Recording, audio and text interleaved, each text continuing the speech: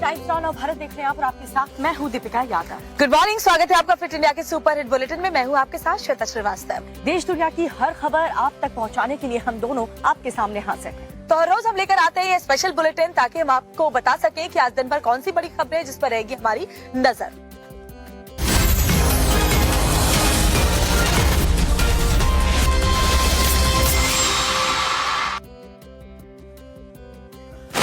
और कई बार लोग स्टंट को लेकर के इतने जुनूनी हो जाते हैं कि अपनी जान की परवाह भी नहीं करते। तमिलनाडु से ही एक ऐसी तस्वीरें सामने आई है बाइकर्स गैंग की।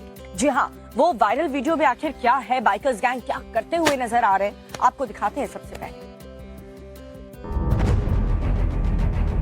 सड़क पर जानलेवा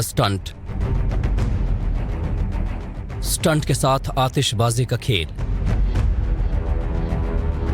चलती बाइक से पटाखे फोड़ने का वीडियो वायरल। बाइकर्स गैंग और आतिशबाजी के साथ जानलेवा स्टंट का ये वायरल वीडियो तमिलनाडु के तिरुचिरापल्ली से सामने आया है, जहां कुछ बाइकर्स गैंग सुनसान सड़क पर चलती बाइक से पटाखे फोड़ने का स्टंट कर रहे हैं। वीडियो में देख सकते हैं कि किस तरह खतरनाक स्टंट के साथ ये युवक चलती बाइक से पटाखे फोड़ रहे हैं। दरअसल आरोपी युवक ने एक स्पोर्ट्स बाइक में पटाखे लगाए हुए थे। रोड पर वो बाइक के जरिए स्टंट कर रहा है। जैसे ही उसकी बाइक का पहला पहिया हवा में जाता है, वैसे ही उसमें लगे पटाखे फूटने लगते हैं। वीडियो को देखने से मालूम होता है कि स्टंट को एकदम सुनसान सड़क पर शूट किया गया है। आतिशबाजी के स्टंट के लिए युवक ने बाइक के आगे के हिस्से में हेडलाइट के ऊपर पटाखे लगाए हुए हैं, जिसमें लगातार पटाखे हवा में चिंगारी के साथ फूटते हुए दिखाई दे रहे हैं। इस दौरान आरोपी युवक ने अपनी सुरक्षा का ख्याल रखते हुए हेलमेट तो जरूर लगाया है, लेकिन उसे दूसरों की सुरक्षा का बिल्कुल ख्याल नहीं है, क्योंकि जिस तरह से बाइक से रॉकेट की तरह पटाखे निकल रहे हैं वो किसी को भी जख्मी करने के लिए काफी हैं। इतना ही नहीं, चलती बाइक पर दूसरे पटाखों के साथ भी युवक खतरनाक स्टंट करते दिखे। वीडियो में देख सकते हैं। अब बाइक सवार युवक ने अपने साथी को बाइक पर बिठा लिया है और अब चटाई पटाखों के साथ स्टंट कर रहा है। यहाँ भी बाइक सवार युवक ने बाइक का पहला पहिया हवा में रखा है और पीछे बैठा उसका साथी चटाई बम को हवा में घुमाते हुए फोड़ता है। इस वीडियो को भी कभी स्लो तो कभी फास्ट तरीके से शूट करते हैं, लेकिन जिस तरह से ये आतिशबाजी के साथ स्टंट कर रहे थे वो न सिर्फ बेहद खतरनाक थे बल्कि जानलेवा भी थे। ये वीडियो वायरल होने के बाद तिरुचिरापल्ली पुलिस भी एक्शन मोड में आ गई। पुलिस ने इस मामले में फौरन मामला दर्ज किया और वीडियो के आधार पर स्टंट करने वाले 10 युवकों को गिरफ्तार कर लिया। और यूपी के हापुड़ में एक स्क्रैप फैक्ट्री में आग लगने से हड़कंप मच गया। आग इतनी भयानक थी कि दूर से इसकी लपटें देखी जा सकती थी। आखिर क्या वजह रही स्क्रैप फैक्ट्री में आग लगने के पीछे की वजह क्या है, अभी हालात क्या है, इस रिपोर्ट में देखिए। धधकते आग की ये तस्वीर यूपी के हापुड़ जिले से सामने आई है। हापुड़ के पिलखुला क्षेत्र में उस वक्त अफरा तफरी मच गई जब खेड़ा गांव में स्थित तार की एक स्क्रैप फैक्ट्री में भीषण आग लग गई। तस्वीरें देखकर अंदाजा लगाया जा सकता है कि आग कितनी भयानक लगी थी। फैक्ट्री में आग की लपटें तो भयानक तरीके से उठ ही रही थी, इसके साथ धुएं का गुबार भी भयानक तरीके से उठता दिखाई दिया। फैक्ट्री में जहां खुली जगह पर बहुत सारा स्क्रैप इकट्ठा हो रखा था वो तो जलकर राख हुआ ही, इसके साथ ही आग ने फैक्ट्री के अंदरूनी हिस्से को भी बड़े पैमाने पर नुकसान पहुंचाई। वहां मौजूद चश्मदीदों के मुताबिक स्क्रैप फैक्ट्री में आग तब लगी जब फैक्ट्री के ऊपर से गुजर रहा बिजली का तार टूटकर फैक्ट्री पर आ गिरा, जिसके बाद मौके पर शॉर्ट सर्किट हुआ और फिर भयानक तरीके से फैक्ट्री में आग लग गई। शुरुआत में आग इतनी जबरदस्त थी कि उसकी लपटें आसमान को छू रही थी। कई किलोमीटर दूर से भी फैक्ट्री में लगी आग दिखाई दे रही थी। स्क्रैप फैक्ट्री में आग लगने की सूचना जब पुलिस और फायर ब्रिगेड कर्मियों को मिली तो आनन फानन में फायर ब्रिगेड की कई गाड़ियां आग बुझाने के लिए मौके पर पहुंच गई। इसके बाद घंटों की कड़ी मेहनत से फायर ब्रिगेड के कर्मियों ने स्क्रैप फैक्ट्री में लगी आग को बुझाया, लेकिन तब तक फैक्ट्री में रखा सारा सामान खाक हो चुका था। वहीं फैक्ट्री मालिक को इस अग्निकांड में करोड़ों का नुकसान पहुंचा है। और चलिए अब बात करते हैं उत्तर प्रदेश की राजधानी लखनऊ की, जहां पर आग का तांडव देखने को मिला है। साथ ही बीच गांव में अचानक से फैक्ट्री में आग लग गई, जिससे जो ग्रामीण हैं वो काफी दहशत में आ गए। और आज इंडस्ट्रीज में आग लगी, जिसके बाद वहां पर दमकल की टीम पहुंची और घंटों कड़ी मशक्कत उनको आग पर काबू पाने के लिए करनी पड़ी। लेकिन सवाल यह है कि आखिर इस फैक्ट्री में बनता क्या था।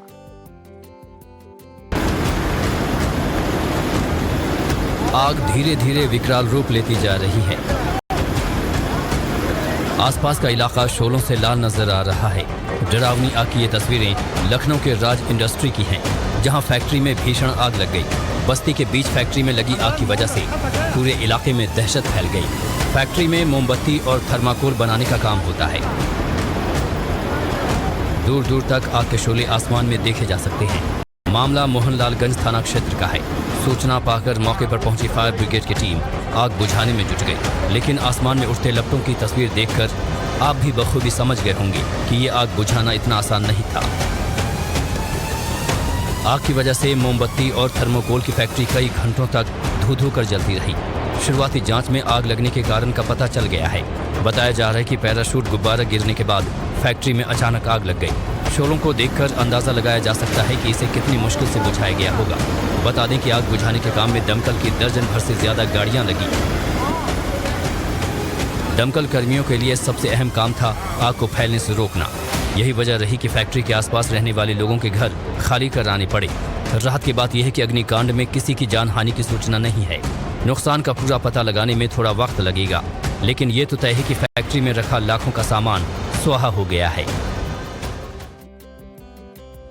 अब खबर राजस्थान के कोटा शहर से, जहां में अचानक आग लग गई और इससे आग लगने की वजह से पूरी सोसाइटी में हड़कंप मच गया। जी आपको बताते हैं वजह कि आखिर फ्लैट के अंदर अचानक से आग लगी कैसे। आग की लपटों में घिरे एक फ्लैट की यह तस्वीर राजस्थान के कोटा से सामने आई है। फ्लैट में आग कितनी भयानक तरीके से लगी है, ये आप इस वीडियो में देख सकते हैं।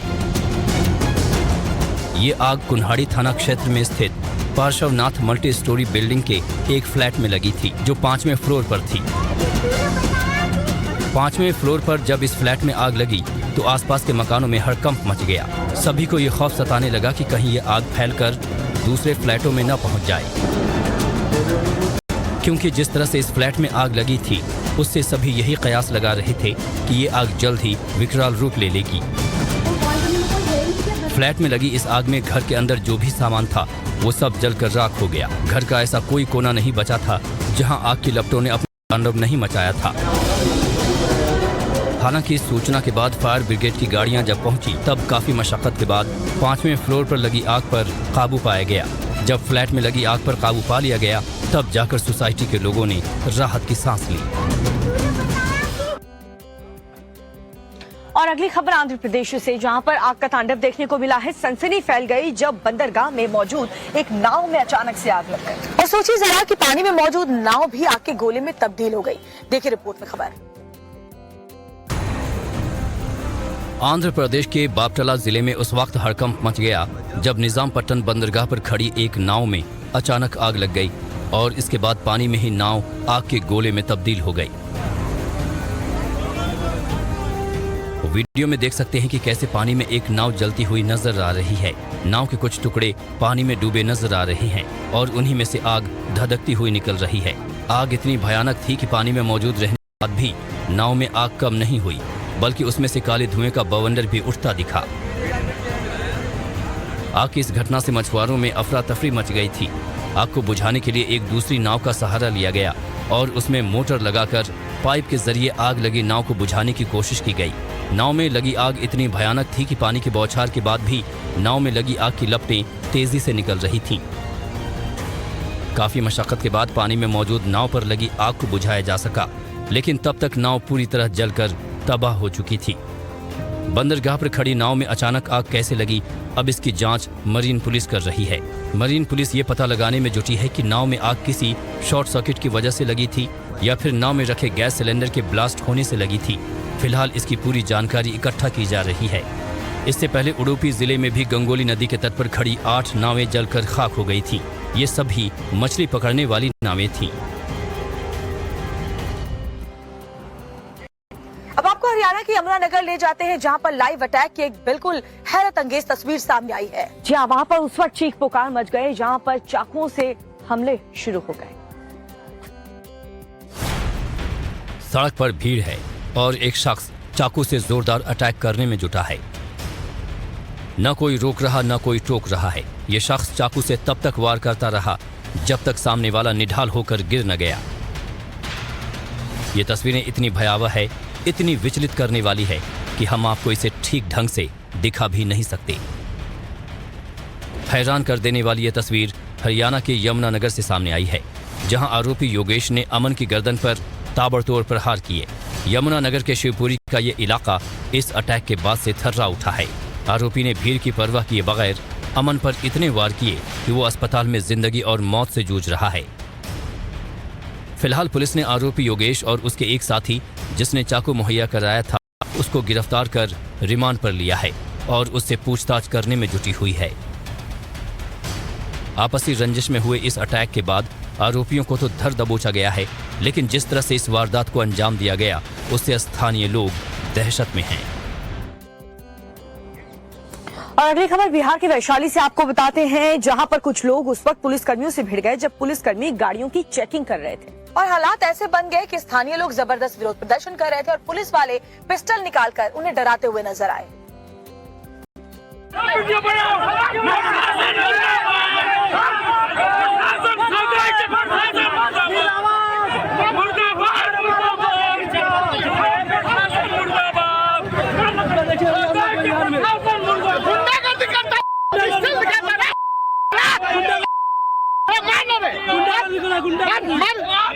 मारो गोली खड़ा है, गोली मारेगा तुम, धमकी देगा तुम। पहले स्थानीय लोगों की पुलिस के साथ हल्की नोकझोंक हुई और फिर जल्द ही ये नोकझोंक बवाल में तब्दील हो गया। स्थानीय लोगों की पुलिस के साथ बढ़ते बहस के बीच बवाल ऐसा बढ़ा कि पुलिस की गाड़ी पर ही लोगों ने अटैक कर दिया। आरोप है कि इस दौरान पुलिस की गाड़ी क्षतिग्रस्त हो गई। हम आगे बढ़ें, इस घटना के पीछे के कारण दिखाएं, उससे पहले देखिए कैसे हालात बिगड़े तो पुलिस को पिस्टल तक निकालनी पड़ी। लेकिन पुलिस की इस हरकत से लोग इतने नाराज हुए कि हंगामा बढ़ने लगा।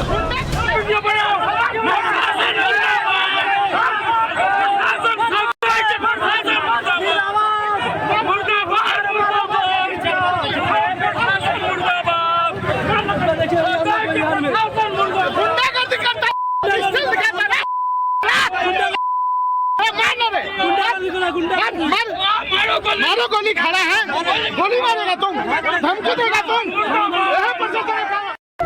हंगामे की यह तस्वीर बिहार के वैशाली से आई है, जहां के सहदेई में वाहन चेकिंग के दौरान खूब बवाल मचा। पुलिस ने बिना कागजात बाइक चलाने पर एक शख्स की बाइक को पकड़ा था। इसी के बाद ये पूरा हंगामा शुरू हुआ और आक्रोशित लोगों ने पुलिस की गाड़ी पर पथराव कर उसे क्षतिग्रस्त कर दिया।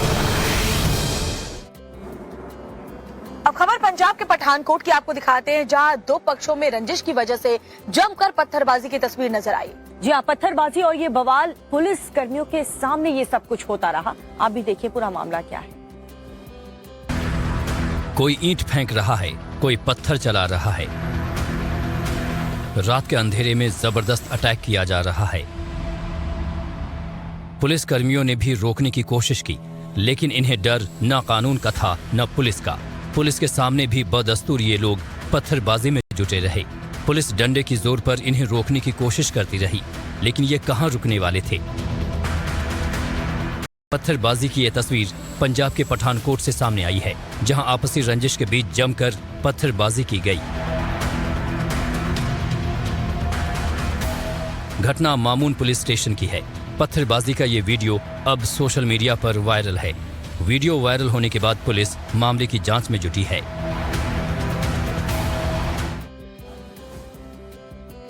और अब बात महाराष्ट्र के अहमदनगर की कर लेते हैं, जहां पर दो समुदाय के लोग आपस में इस कदर भिड़ गए कि माहौल ही खराब हो गया। और दरअसल आप यकीन नहीं करेंगे कि पूरा बवाल शुरू किस बात से हुआ। दरअसल कीर्तन में बजने वाले गाने को लेकर ये बवाल शुरू हुआ और बात इतनी ज्यादा बढ़ गई कि हंगामा मच गया। हंगामा मचा है, भीड़ जुट गई है, मारपीट हो रही है, पुजारी को पीटा जा रहा है। ये तस्वीरें महाराष्ट्र के अहमदनगर की हैं, जहां दो पक्षों के बीच जमकर मारपीट हुई। दो समुदायों के बीच हुई इस झड़प में कई लोगों के घायल होने की भी खबर है।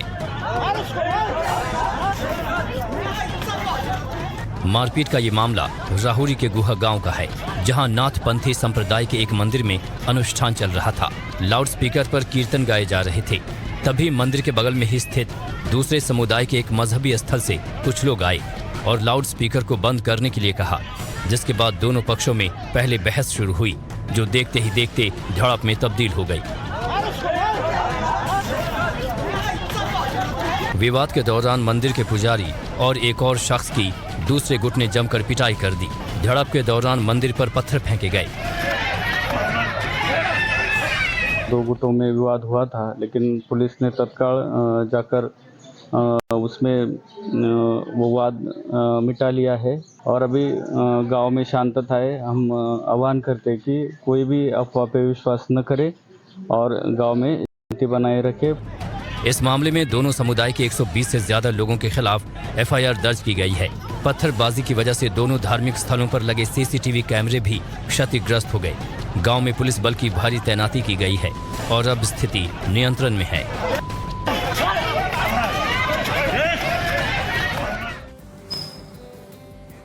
और अब खबर पंजाब की फतेहगढ़ से, जहां उस वक्त जमकर बवाल मचा जब छठ पूजा के लिए चलाई जाने वाली स्पेशल ट्रेन को रद्द कर दिया गया। जहां जो इससे नाराज यात्री थे, उन्होंने न सिर्फ ट्रेन में पत्थरबाजी शुरू की, बल्कि स्टेशन पर भी जमकर बवाल काटा।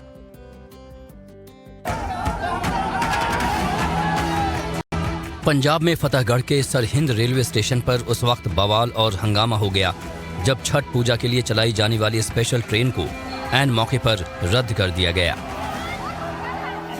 ट्रेन रद्द होने की खबर जैसे ही यात्रियों को लगी, लोग स्टेशन पर ही भड़क गए और हंगामा शुरू कर दिया। इतना ही नहीं, यात्री पटरी पर उतर गए और दूसरी ट्रेन पर पत्थरबाजी भी करने लगे। सरहिंद स्टेशन से सहरसा जाने वाली ट्रेन रद्द होने के बाद यात्रियों का गुस्सा किस कदर फूटा, इसकी तस्वीर आप रेलवे पटरी पर उतरे लोगों के गुस्से के तौर पर देख सकते हैं। यात्रियों की माने तो उन्होंने टिकट भी ले रखी थी, लेकिन ट्रेन रद्द होने से न सिर्फ उन्हें परेशानियों का सामना करना पड़ रहा है, बल्कि उसका असर उनके छठ पर्व को मनाने पर भी पड़ रहा है। ट्रेन रद्द होने से स्टेशन पर बिहार जाने वाले यात्री इतने नाराज दिखे कि स्टेशन पर ही पंजाब सरकार के मुर्दाबाद के नारे लगाने लगे। भड़के यात्रियों ने सरहिंद रेलवे स्टेशन पर जमकर हंगामा और बवाल किया।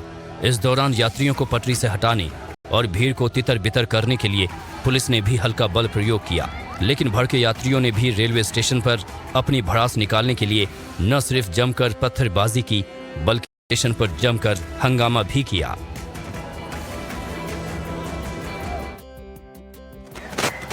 और दिल्ली की खराब आबो हवा की अगर बात करें तो उसके साथ साथ सिर्फ अब हवा ही नहीं, बल्कि दिल्ली का पानी भी जहरीला हो चुका है, क्योंकि यमुना नदी के पानी में जहरीला झाग अब साफ तौर पर नजर आने लगा है, जिसको लेकर के राजनीति काफी गर्म है। और बढ़ते प्रदूषण के बीच जो दिल्ली सरकार के दावे हैं वो धरे के धरे नजर आ रहे हैं। इस बीच खबर ये भी है कि कांग्रेस नेता सोनिया गांधी इस प्रदूषण से बचने के लिए जयपुर पहुंच गई हैं। दिवाली बीत गई, छठ महापर्व आने वाला है, लेकिन दिल्ली NCR में प्रदूषण में कोई कमी नहीं आई है। दिवाली के बाद दिल्ली बीमार है, प्रदूषण से हाल बेहाल है। दिल्ली की एयर क्वालिटी अभी भी गंभीर हालत में बनी हुई है। इस बीच दिल्ली की एक और हैरान करने वाली तस्वीर सामने आई है, जो ये बयां कर रही है कि पहले सिर्फ हवा ही खराब थी, लेकिन अब पानी भी जहरीला हो गया है। यमुना घाटों पर फिर जहरीला झाग दिखने लगा है।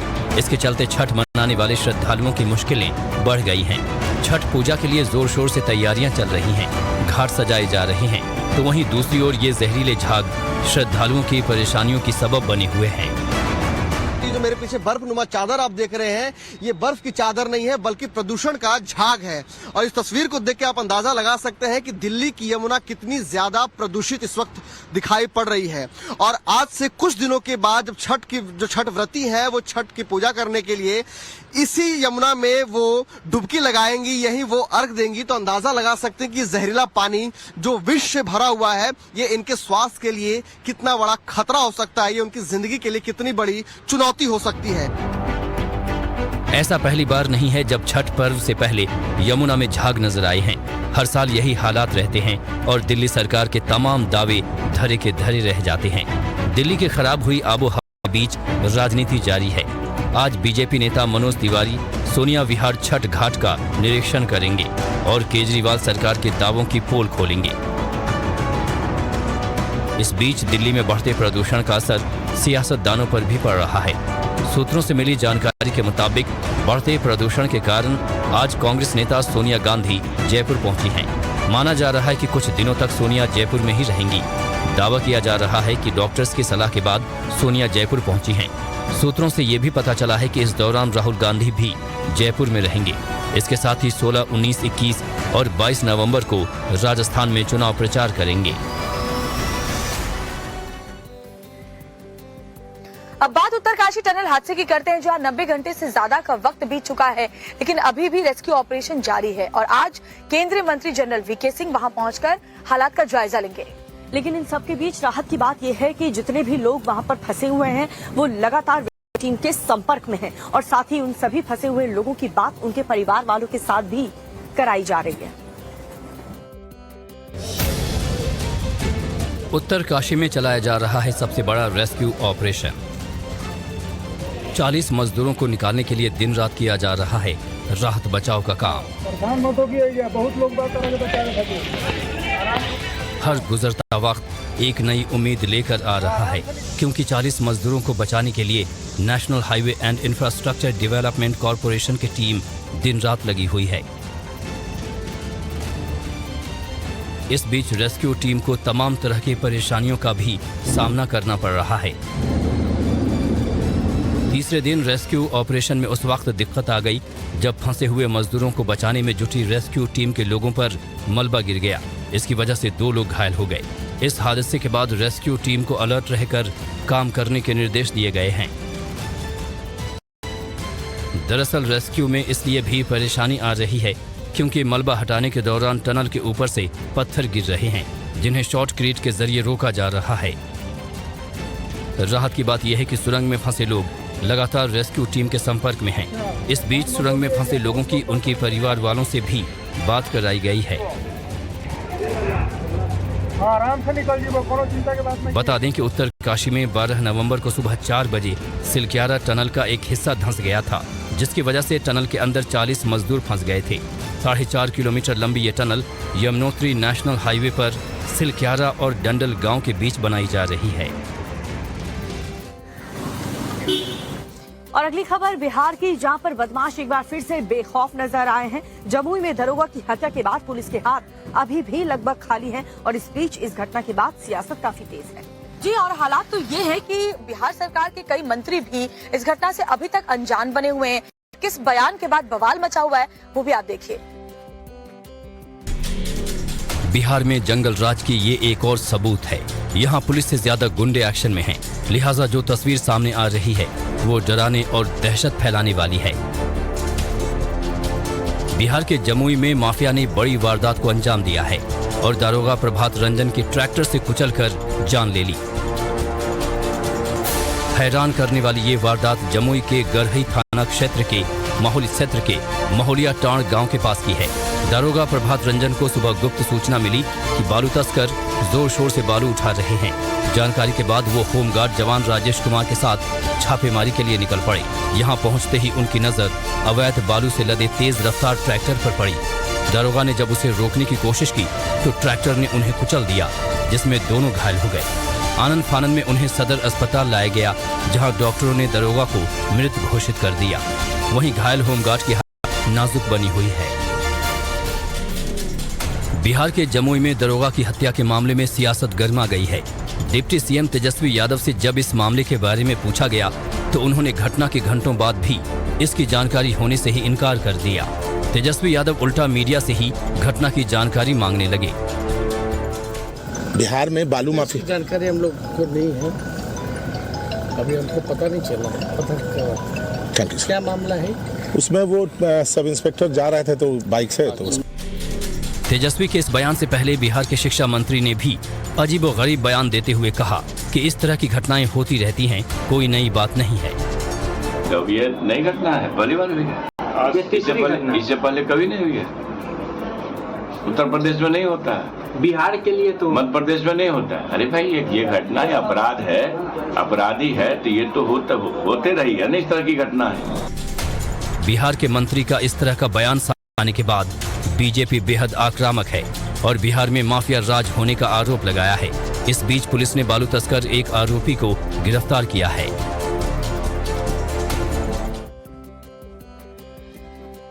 और आतंक के खिलाफ यूपी एटीएस को एक बड़ी कामयाबी हाथ लगी। आपको बता दें कि एटीएस ने गाजियाबाद के एक बैंक खाते में 70 लाख के संदिग्ध लेन देन के आरोप में 2 लोगों के खिलाफ मुकदमा दर्ज कर लिया है। जी अगर एटीएस की माने तो कैनरा बैंक के एक खाते से 70 लाख रुपए का लेन देन महज 1 महीने के अंदर हुआ है।